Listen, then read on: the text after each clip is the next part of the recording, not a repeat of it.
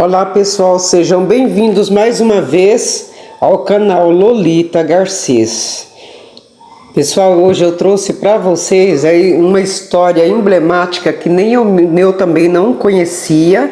É o maníaco da capa preta. Para vocês terem uma ideia, o nome dele é desconhecido, a data de nascimento, o local de nascimento, a data da morte, o local da morte. A única coisa que se sabe dele é que ele é brasileiro.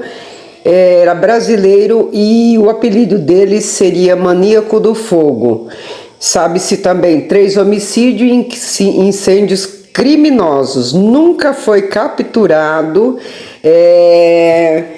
Enfim, não sabe-se praticamente nada.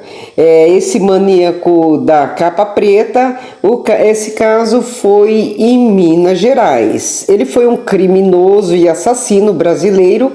Ele matou 3 pessoas e deixou mais 35 vítimas não fatais, com ataques incendiários. Eu vou estar trazendo aqui para vocês. Antes, porém, vou estar pedindo, deixa aquele seu like, é muito importante para nós. Ative o sininho das notificações para estarem recebendo novos conteúdos e se inscrevam, pessoal, no canal. Nós precisamos que vocês se inscrevam para que o canal possa ir para frente, que o canal possa crescer, ok? Então vamos lá? Em abril de 1989, em Pirapora, 4 casas foram incendiadas, no qual de um desses incêndios, 6 pessoas, incluindo 4 crianças, saíram feridas com queimaduras de 3º grau. Gente, isso no ano de 1989. O incendiário agia sempre de madrugada com um pano encharcado de álcool na ponta de um pau para poder atingir os colchões e colocar fogo neles. Nesta época, a polícia ainda não tinha nenhuma pista concreta sobre o incendiário, apenas descrições superficiais do suspeito. Era um homem negro, estatura média e forte, e sempre agia nas 4 horas em bairros pobres de Pirapora. Num determinado incêndio, o incendiário foi cauteloso e removeu toda a massa que prendia um vidro antes de incendiar a casa. Ele também teria agido no final de 1989. Em outubro de 1990, em São Sebastião do Paraíso, numa semana, o incendiário estava atacando na periferia deste município. Ele havia ateado fogo no quarto de uma casa onde 3 crianças costumavam dormir. Porém, a mãe, assustada com a onda de ataques nessa época, trocou os filhos de quarto. Também foram registradas várias queixas de tentativas de invasão em casas. Um grupo de mais de 1000 pessoas participaram nas buscas para o maníaco e a polícia não havia conseguido receber mais queixas aos chamados. Nessa época, a descrição do maníaco foi dada como mulato, magro, de 1,70 m de altura e aparentava ter 25 anos. Ele também havia passado em 8 cidades mineiras, inclusive em São Paulo. Também foi constatado que a maioria das vítimas eram mulheres. Em novembro de 1990, moradores fizeram grupos de vigília contra o maníaco incendiário. Nesta época, ele havia ferido 5 pessoas e 3 delas, 2 meninas e uma mulher, ficaram internadas em estado grave no Hospital Santa Casa. Desde que começaram os ataques do criminoso nessa época, foram feitas diversas ligações aos telefones da Polícia Militar e Civil, várias delas para verificar a presença do criminoso em variados locais. Porém, de acordo com o delegado Valdecir Antônio de Oliveira, na época, de 100 chamadas, 2 são verdadeiras. foram vasculhadas pensões, hotéis, casas abandonadas, cavernas e grutas da cidade. Também avisando postos de gasolinas, farmácias, bares e lojas onde o maníaco poderia comprar material incendiário. O delegado teorizou que o maníaco fica escondido no mato de onde sai para cometer os crimes. Num dos últimos ataques, no bairro São Judas Tadeu, ele destelhou uma casa e jogou álcool no corpo de Maria Noé de Lima, de 56 anos, e na neta de 3 anos, Nayara Maria Souza Lima. Uma outra vítima foi Fabiana da Silva, queimada em 31 de outubro. No ataque, a Fabiana e uma outra vítima foram feitas as seguintes descrições do incendiário: mulato jovem, com barba rala no queixo, descrição esta feita por Fabiana. Na descrição da outra vítima, mulato de 1,70 m, cabelos crespos e curtos. Além disso, a polícia via rastro de tênis como pista do maníaco. Estes ataques foram semelhantes a outros cometidos em Congonhas, Três Pontas e Oliveira. É seguramente um psicopata, afirmou o delegado.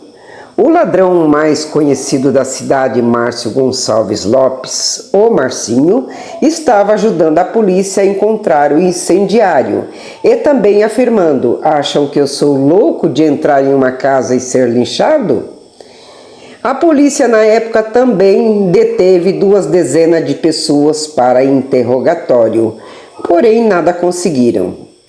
O então assessor do prefeito, coronel Walter Albano Fressati, disse que houve muita excitação e exageros no caso, com uma quantidade de alarmes falsos, dizendo: há todo um universo de ilusão e mentira, afirmou. E no dia 15 de novembro de 1990, uma reportagem pelo jornal Correio de Notícias, a serviço do Paraná, reportou que o maníaco usava um manto negro, que gostava de ler Nostradamus e pregava o Evangelho. Segundo a reportagem, 3 vítimas morreram e outras 35 estavam feridas, a maioria mulheres e meninas na puberdade, e a maioria delas com queimaduras graves. Foi detalhado que o maníaco sorria enquanto colocava fogo nas vítimas. De 1 ano e meio, o maníaco atacou em 10 cidades, 9 em Minas Gerais e 1 em São Paulo. E o seu modo de agir era sempre entrar de meia-noite nos bairros da periferia. Foi revelado também que o maníaco picotava as calcinhas de suas vítimas com um facão e apenas ataca homens quando se sente acuado ou quando eles surgem no momento do ataque para socorrer as mulheres. Uma barraca descoberta pelo delegado José Machado de Oliveira havia manuscritos a anunciação de incendiar o mundo, junto com livros de magias negras e Nostradamus. Também foi encontrado um diário que havia a frase: as mulheres não prestam e os homens são chifrudos. Também o maníaco pregava que a humanidade está perdida e se considerava um vingador contra os pervertidos, e também achou que haverá um grande dilúvio de fogo na época. Também foi revelado na reportagem que ele incendiou mais de 40 casas e dezenas de automóveis.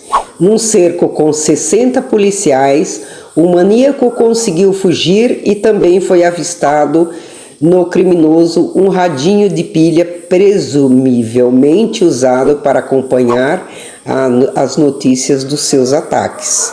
De acordo com a reportagem, o incêndio em Pirapora, incerto se é o mesmo de 1989, ele matou uma menina de 7 anos e um garoto de 9 e deixou outras 5 crianças com queimaduras de 3º grau.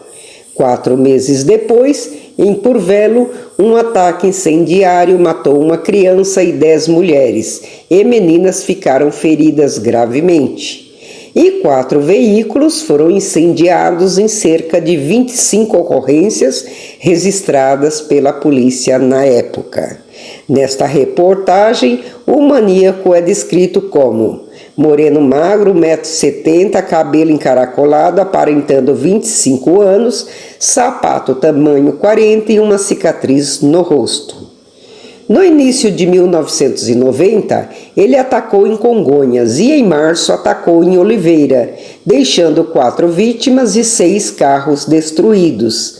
E no início de abril estava em Três Pontas, onde numa noite, no dia 5, atacou 3 casas, 1 carro e fez 3 vítimas. O delegado José Machado especulou: parece que ele tem ódio de pobre, vendo semelhança entre as ações nos últimos 18 meses na época. A população se armou de porretes, foices e facões, e alguns deles passaram a noite inteira sem dormir, esperando a oportunidade do maníaco aparecer. Desde o ataque do dia 31 de outubro, o maníaco foi o tema dos moradores da região onde vivem de colheita de café. É isso aí, pessoal. É um caso emblemático, né, que realmente aconteceu nesse ano de 1989 a 1990. Deixe aí sua opinião, deixe seu like, compartilhe, comente e ative o sininho das notificações. Então, eu espero que vocês tenham gostado e até a próxima.